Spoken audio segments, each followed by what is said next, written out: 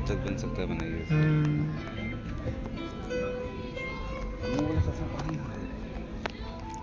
वाह, देखिए कितना सुंदर व्यू है यहाँ के। सामने हो रहा है एकदम। क्या? हाँ? ये वाला चश्मा पहन के, ये वाला चश्मा पहन के।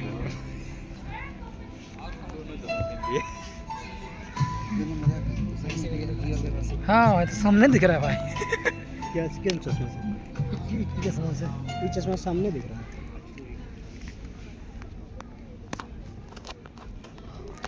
चलो पहन लेते हैं। हाँ, चश्मा दिया है ना पहनने रिक्स के नहीं लिए। लेना है इस पे। तो मजा नहीं आएगा। रेडिएशन नहीं, रेडिएशन का ये ये रख दिया।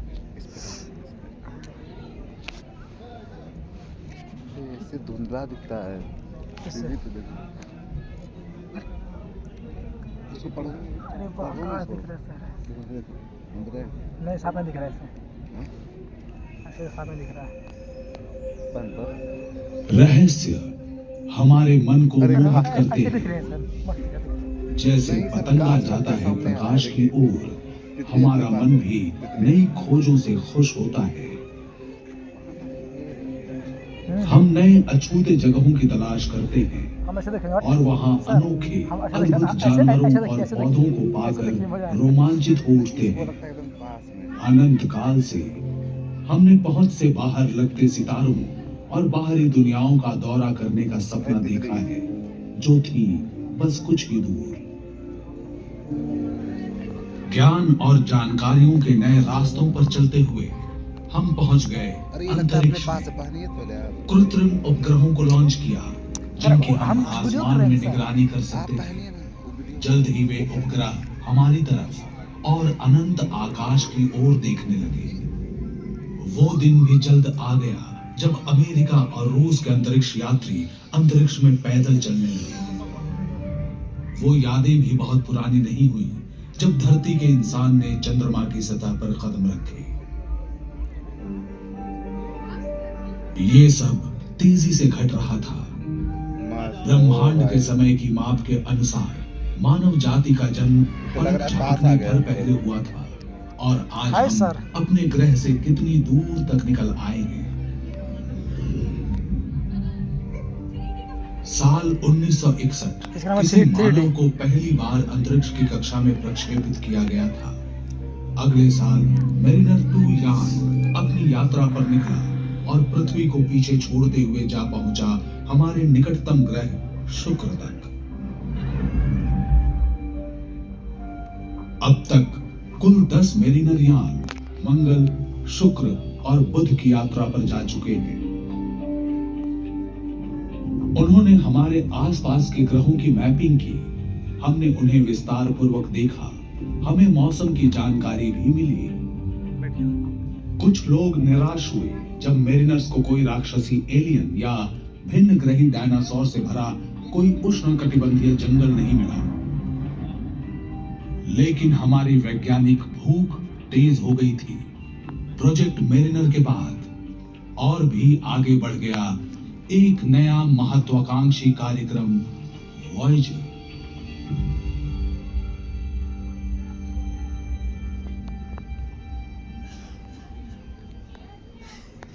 वॉयेजर 3 के वैज्ञानिकों और इंजीनियरों ने हमारे सौर मंडल के बाहरी ग्रहों के रहस्यों को जानने के लिए 2 एक जैसे अंतरिक्ष यान तैयार किए, वॉयेजर 1 और 2।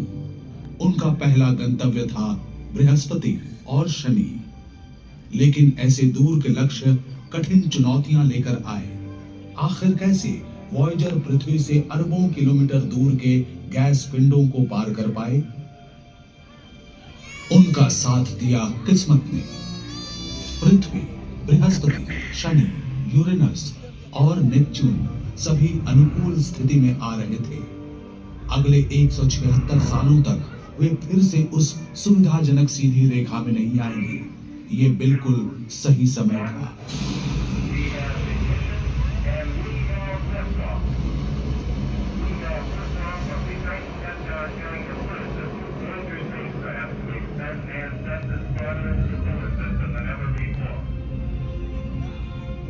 बीस अगस्त सन 1977 वॉयेजर 2 को अमेरिका के फ्लोरिडा के केप कैनवरल से लॉन्च किया गया। 5 सितंबर को वॉयेजर 1 भी अपने जुड़वां यान के पीछे पीछे इतिहास की सबसे लंबी यात्रा पर निकला।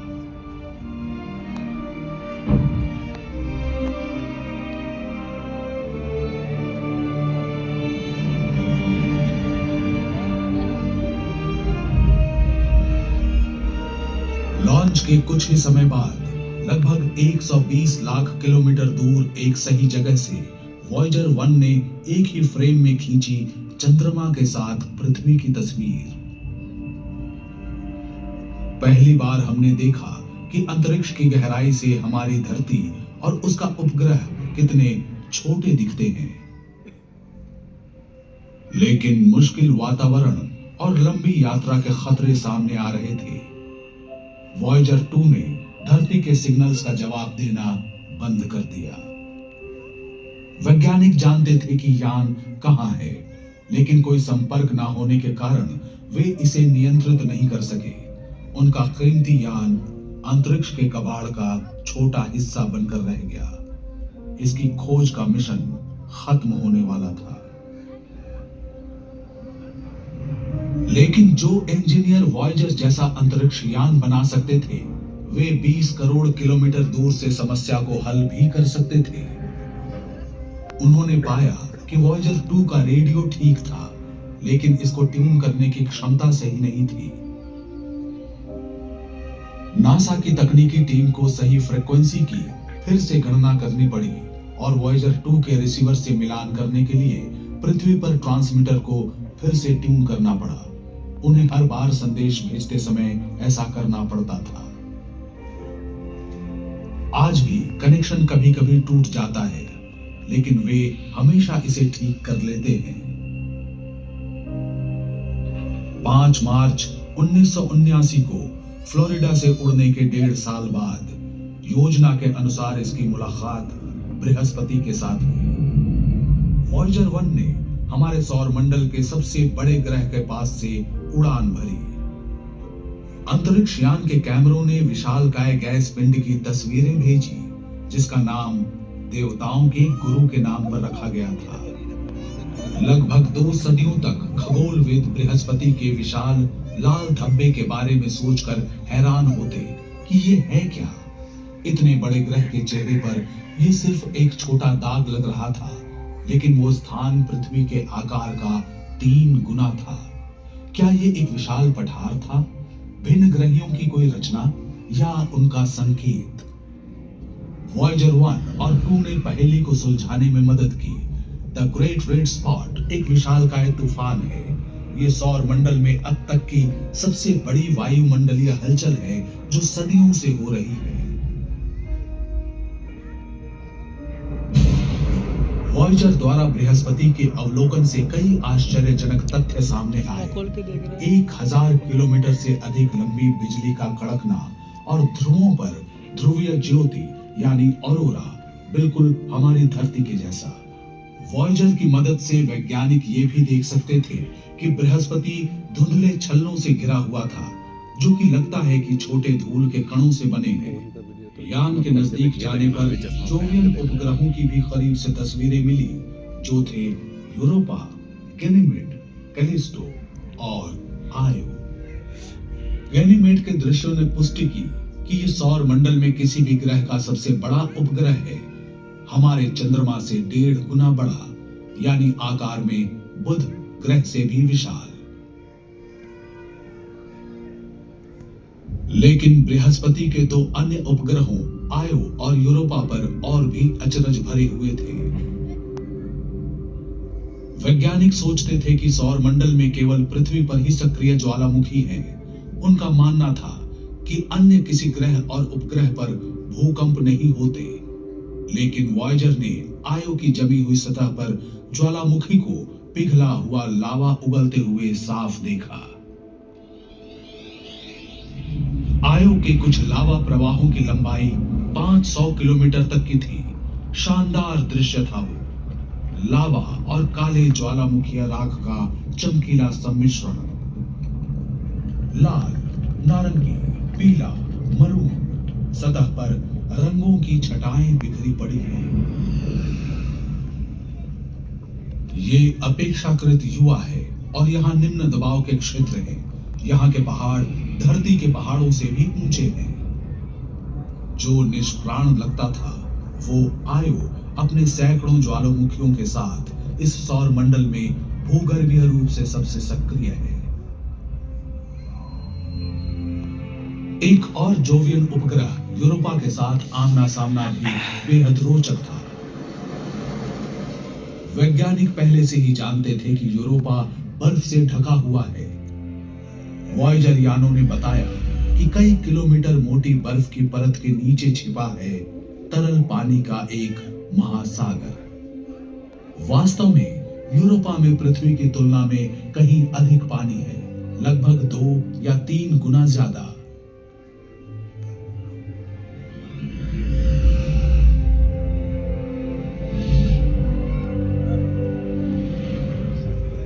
वाओ क्या सीन है तेरा सर। तरल जल से जीवन संभव होता है। क्या ऐसा हो सकता है कि यूरोपा पानी के के छिपे अंदर हम हुए लोग, अरे समुद्रों भैया। में भिन्न ग्रही जीवन विकसित हो गया हो?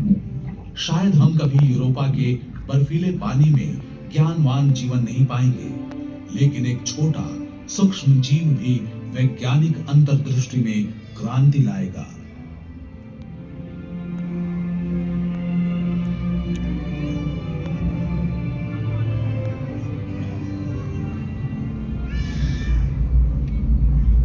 वाओ सर देखो।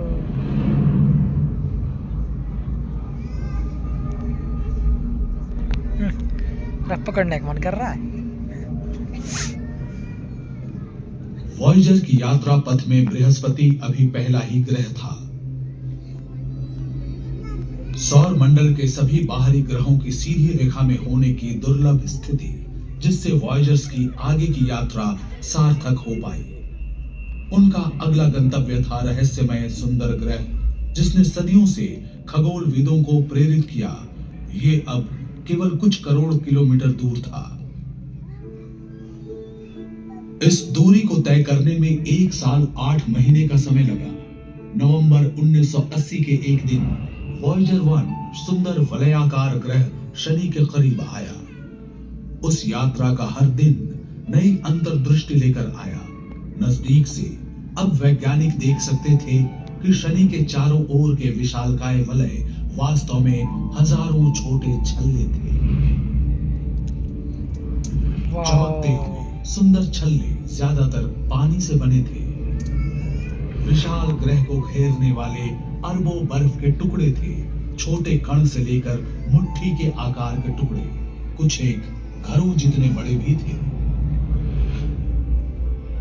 शनि के सबसे बड़े उपग्रह टाइटन पर वॉयेजर 1 ने एक सुंदर झील की खोज की। पृथ्वी के अलावा ये सौर मंडल में एकमात्र स्थान है जहां सतह पर तरल झील पाए गए हैं। लेकिन एक दिक्कत है, टाइटन की झीलें तरल मीथेन है, पानी नहीं। सघन वातावरण वाला एकमात्र उपग्रह है टाइटन। इतना सघन कि टाइटन पर दोपहर हमें सांझ के समान लगेगी। वॉयेजर 1 का सौर मंडल के अंदर की यात्रा का अंतिम पड़ाव होगा टाइटन। इस खूबसूरत उपग्रह के भ्रमण के बाद यान को एक ऐसा प्रक्षेपण पथ मिला जो इसे ग्रहों के तल से पूरी तरह से बाहर निकाल देगा। शनि के अत्यधिक गुरुत्वाकर्षण की मदद से वॉयेजर 1 इंटरस्टेलर अंतरिक्ष की शून्यता की ओर बढ़ गया।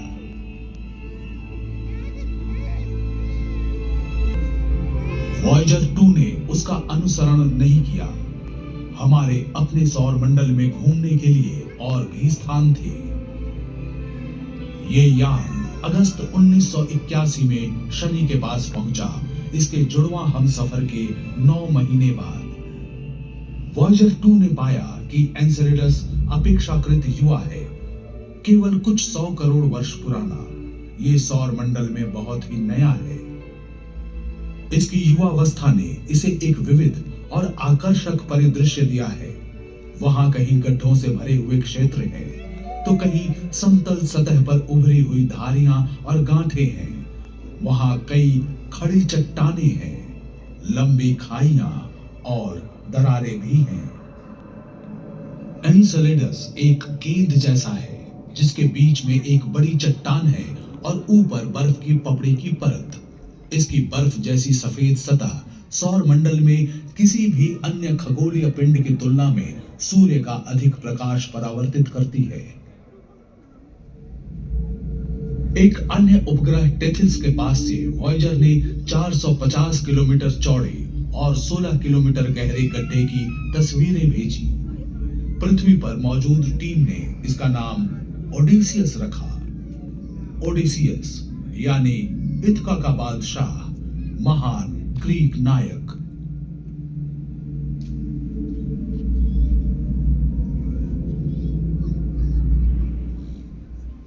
शनि ग्रह के भ्रमण के अंत में वॉयेजर 2 ने ग्रह के अत्यधिक गुरुत्वाकर्षण बल का उपयोग करके गति प्राप्त की और अपने अगले गंतव्य की ओर बढ़ चला, जो था रहस्यमय बर्फीला विशाल यूरेनस। बहुत दिनों तक हम यूरेनस के बारे में लगभग कुछ भी नहीं जानते थे। सन 1781 में खगोलविद विलियम हर्शल ने इसकी खोज की। यूरेनस वास्तव में कैसा था, ये जानने के लिए 2 शताब्दियों से अधिक का समय लग गया। 24 जनवरी 1986 को वॉयेजर 2 जा पहुंचा यूरेनस के पास। मिली और भी जानकारियां। उस यात्रा के पहले क्षण से हमारी आंखों के सामने था एक सुंदर सा ग्रह। यूरेनस ठंडा है, इसका वातावरण 0 से 224 डिग्री सेल्सियस नीचे है। इसका रंग हल्का नीला है और ज्यादातर हाइड्रोजन और हीलियम से बना है। वॉयेजर 2 ने यूरेनियन के उपग्रह मिरांडा का विशेष अध्ययन किया। यह मिरांडा के बहुत ज्यादा करीब पहुंचा। इसके द्वारा ली गई क्लोजअप तस्वीरों में छिपी थी आश्चर्यजनक विशद जानकारियां। अपेक्षाकृत छोटे मिरांडा की सतह है विविध और अद्वितीय। इसके लहरदार मैदान गड्ढों से भरे हुए हैं और विशाल दरारों, घाटियों और ढलानों के एक जाल से घिरे हुए हैं। ऐसा लगता है कि मिरांडा का अतीत हैरत अंगेज और हिंसक था। ये एक जोरदार टक्कर से चकनाचूर हो गया। बाद में गुरुत्वाकर्षण ने टूटे हुए टुकड़ों को एक साथ वापस खींच लिया और मिरांडा का पुनर्जन्म हुआ। वॉयेजर 2 ने यूरेनस परिवार के पास केवल कुछ दिन बिताए, फिर इसने गति पकड़ी और यूरेनस के गुरुत्वाकर्षण ने इसे इसकी अंतिम यात्रा की ओर उछाल दिया, नेपच्यून की ओर, एक और विशालकाय बर्फीला ग्रह। केप कैनवरल से लॉन्च होने के 12 साल बाद वॉयेजर 2 अगस्त 1989 में नेपच्यून के पास पहुंचा। उस दौरान इस यान ने सौर मंडल के बारे में हमारे ज्ञान को और भी समृद्ध किया। अब समय आ गया था अंतिम खोजों से भी आगे बढ़ने का।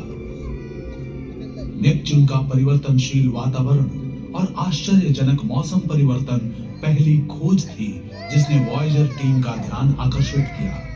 गहरे अंतरिक्ष की अत्यधिक ठंड में नेपच्यून के उग्र मौसम को बढ़ावा देने वाली ऊर्जा की उम्मीद शोधकर्ताओं को नहीं थी।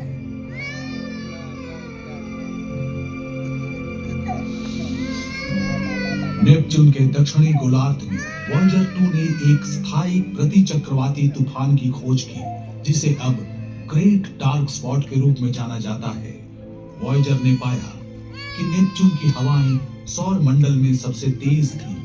उनकी गति 2100 किलोमीटर प्रति घंटे तक पहुंच जाती थी।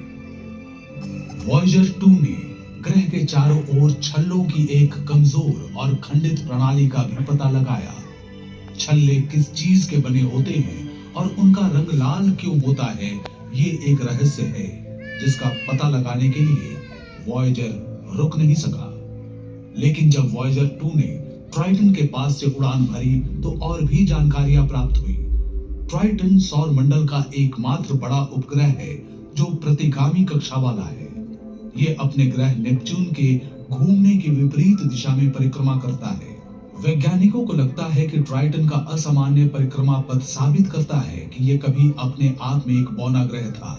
वे मानते हैं कि लाखों साल पहले यह भटक कर नेपच्यून के पास आया और इसके विशाल गुरुत्वाकर्षण की चपेट में आ गया। उस प्रतिगामी कक्षा का अर्थ है कि ट्राइटन हर पल ऊर्जा खो रहा है। जल्दी हो या देर से ये नष्ट हो जाएगा।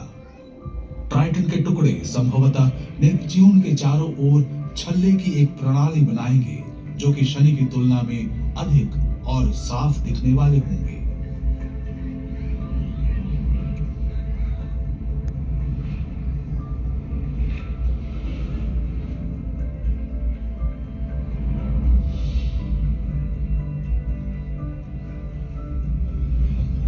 वॉयेजर ने यह भी पाया कि ट्राइटन सौर मंडल की सबसे ठंडी वस्तुओं में से एक है। इसकी सतह का तापमान 0 से 235 डिग्री सेल्सियस नीचे चला जाता है। ट्राइटन के दक्षिणी ध्रुव के पास कुंड से निकले झरनों की एक श्रृंखला देख वैज्ञानिक हैरान रह गए, जो सतह की बर्फ की दरारों में से नाइट्रोजन और धूल उगलती है। इसे क्रायोवोल्केनिक गतिविधि कहा गया।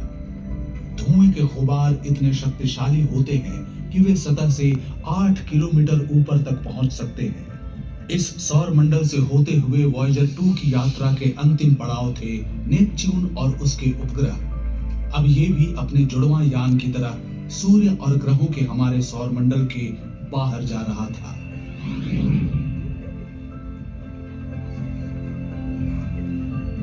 वॉयेजर 1 सौर मंडल की सीमा तक पहुंचने वाली और उससे आगे जाने वाली पहली मानव निर्मित वस्तु बन गई।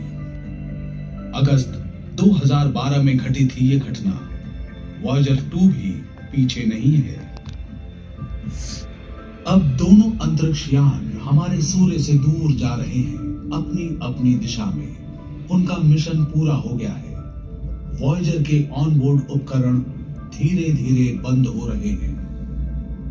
बिल्कुल अंतिम समय में 2025 और 2030 के बीच उनकी यात्रा शुरू होने के आधी सदी के बाद नासा हमेशा के लिए वॉयेजर से संपर्क खो देगा। लेकिन इसके आगे क्या हो सकता है? भले ही वॉयेजर डेटा को पृथ्वी पर वापस नहीं भेज सकते हैं, लेकिन 2 यात्री अपने सफर को जारी रखेंगे। हमारे सूर्य से दूर और दूर चलते चले जाएंगे। लाखों अरबों साल बीत जाएंगे। मानव जाति का सफर बहुत दूर जा पहुंचेगा, यहां तक कि हमारा अपना सूर्य भी अंततः एक विशाल लाल पिंड बन जाएगा। फिर भी कहीं दूर हमारे सौर मंडल की सबसे दूर की सीमाओं से परे 2 मानव निर्मित अंतरिक्ष यान अपने साथ एक छोटा सा संदेशा ले जा रहे होंगे कि हम कौन हैं और हम कौन थे। किसी दिन वॉयेजर एकमात्र सबूत हो सकते हैं हमारी मानव सभ्यता के अस्तित्व का। वॉयेजर 1 और वॉयेजर 2 दोनों में ही मौजूद है एक प्रकार का टाइम कैप्सूल, जिसमें एक सोने की परत वाली तांबे की डिस्क और स्टाइलस है, जिसकी मदद से डिस्क के खांचों में एनकोडेड ध्वनियों को सुना जा सकता है। कवर पर लिखे निर्देश बताते हैं कि रिकॉर्ड प्लेयर कैसे बनाया जाता है। जो ऐसा कर पाएगा वो 55 भाषाओं में हमारा अभिवादन सुनेगा और मोत्सार्ट, चक बेरी, बाख, लुई आर्मस्ट्रॉन्ग, एक जॉर्जियाई समूह गान, न्यू गिनी के अनुष्ठान गीत, प्रकृति की आवाज और पक्षियों का चहचहाना सुन पाएगा। डिस्क में अंतरिक्ष से ली गई पृथ्वी की तस्वीरें, संसार के परिदृश्य और उनमें रहने वाले लोगों की तस्वीरें भी मौजूद हैं। वैज्ञानिक गणना करते हैं कि वॉयेजर 2 को धरती से 1 प्रकाश वर्ष की दूरी तय करने में लगभग 18,000 वर्ष लगेंगे। फिर ये हमारे सबसे नजदीकी तारे प्रॉक्सिमा सेंटोरी के पास होगा। हाल ही में खोजे गए इस तारे का एक ऐसा ग्रह है जहां शायद जीवन की संभावना मौजूद है। हो सकता है उस समय तक मानव जाति को तारों तक जाने का एक तेज रास्ता मिल जाए, जिसके बारे में वॉयेजर्स के बनाने वालों को पता नहीं था। और संभवतः कभी न कभी वे वॉयेजर्स उन बुद्धिमान प्राणियों की खबर देकर अपनी यात्रा पूरी करेंगे। उन प्राणियों की खबर जो हमारी ही तरह चाहते हैं सितारों तक पहुंचना।